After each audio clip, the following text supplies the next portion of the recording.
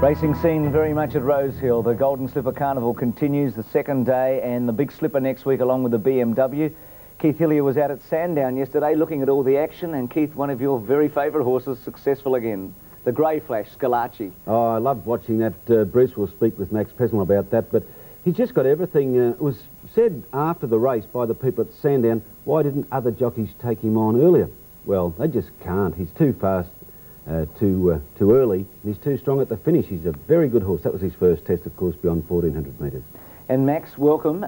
Did he convince you yesterday, after that win at Rosehill, that he can win the Doncaster at Randwick an extra 100 metres? Oh, no, Bruce. Yesterday's 1,500 metres at Rosehill is a far different story to the tougher 1,600 metres at Randwick.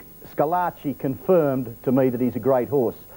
They let him coast in front. It was made to order for him at Rosehill. I don't like taking on outstanding horses, but I'd be a little bit inclined at this stage to gamble against Scalacci in the Doncaster. Of course, if he goes up at a ridiculous price, which he did yesterday, I'd probably have to have something on him. Bruce, on that note, I spoke with Lee Friedman this morning. He said, I wouldn't say that Scalacci will win the Doncaster. He said, but by the same token, I wouldn't bet against him. Gee, I wonder if Lee would like to tell us of the two which he preferred, Naturalism if he runs or Scalacci, because there's a chance Naturalism will run, isn't there, Max?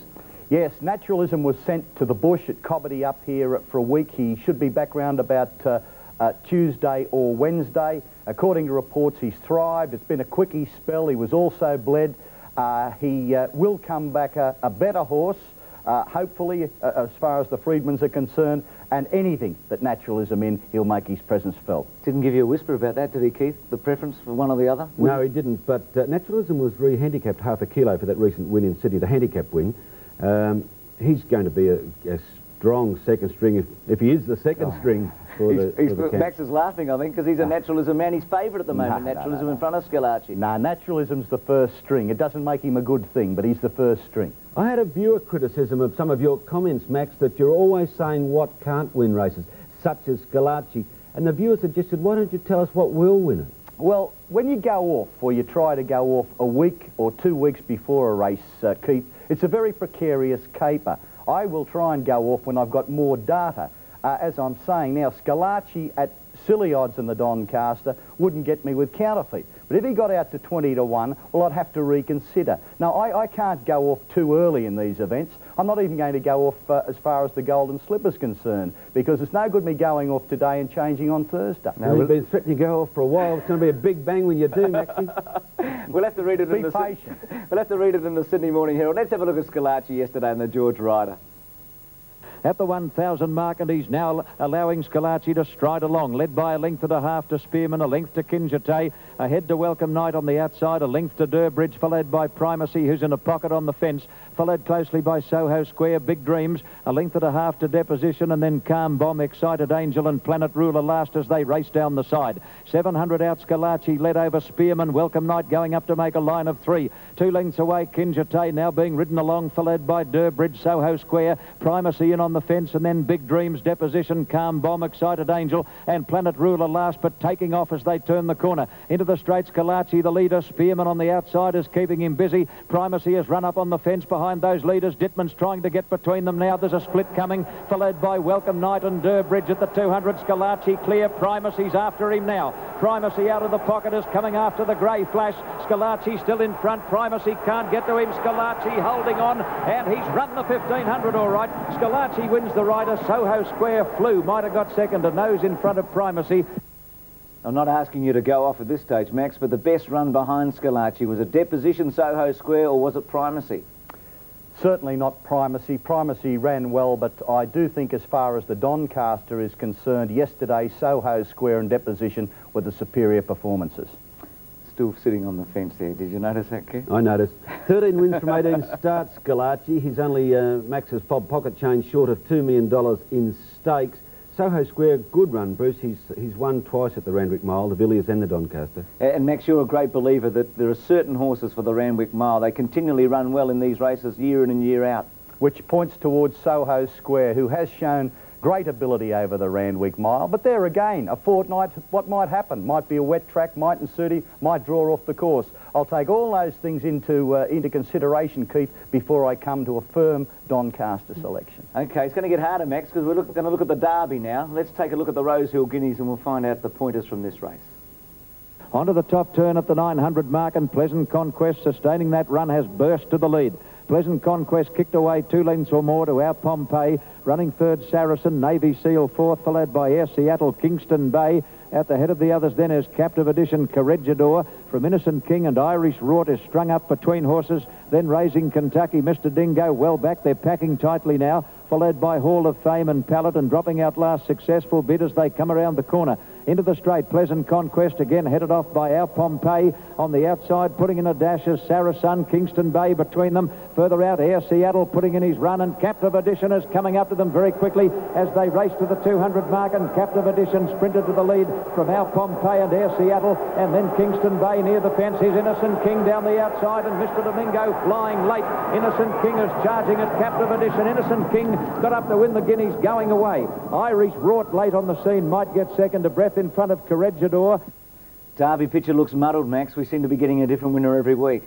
Yes, certainly. It should be known that Kingston Bay choked down during the run, did the mile and a quarter on 2 gulps of air, according to Grant Cooksley. His tongue will be tied down in the BMW next week, is expected to improve. Mr. Domingo, I thought, went to the line in a manner suggesting the Randwick 2,400 metres would suit him. I think he could be the best to come out of that race, but I don't want to be held to ridicule again. But again, the scene could be changed. Is he better than a filly like Slight Chance?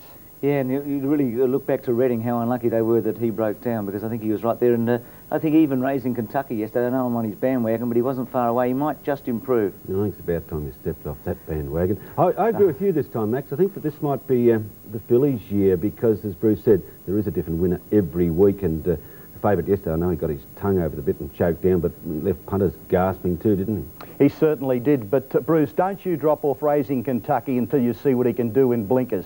When blinkers go on to Raising Kentucky, you double your bet. Okay, I might do that. Will a filly win the Golden Slipper? Let's have a look at Bint Masquet winning her race yesterday, the Magic Night. She looked pretty impressive. Bint Masquet is the leader and straightened up about 3/4 on fitting with Peggy Ann off the track. Right behind those, Trista Love, who's flat to the boards, turning for home. And then Miss Prospect and Leaping Gull, followed by Janelle again. In the straight, 300 out, and Bint Masquet booted away. Bint Masquet put about 2.5 lengths on fitting, and Trista Love, who's getting going again, followed by Miss Prospect and Peggy Ann. But it's all Bint Masquet, 100 out. This is the real Bint Masquet today. She's streaking away and is going to record a ridiculously easy win. Won by 4 lengths or a bit less, pulling up over Trista Love. Miss Prospect has run third. What did Lee Friedman say about Bint Masquet today? He said she was very impressive, Bruce. He was a little perturbed that she drifted out near the post, and he may fix a lugging bit to the filly for the Golden Slipper. Dipman happy to be riding her instead of Jet Bull, Max?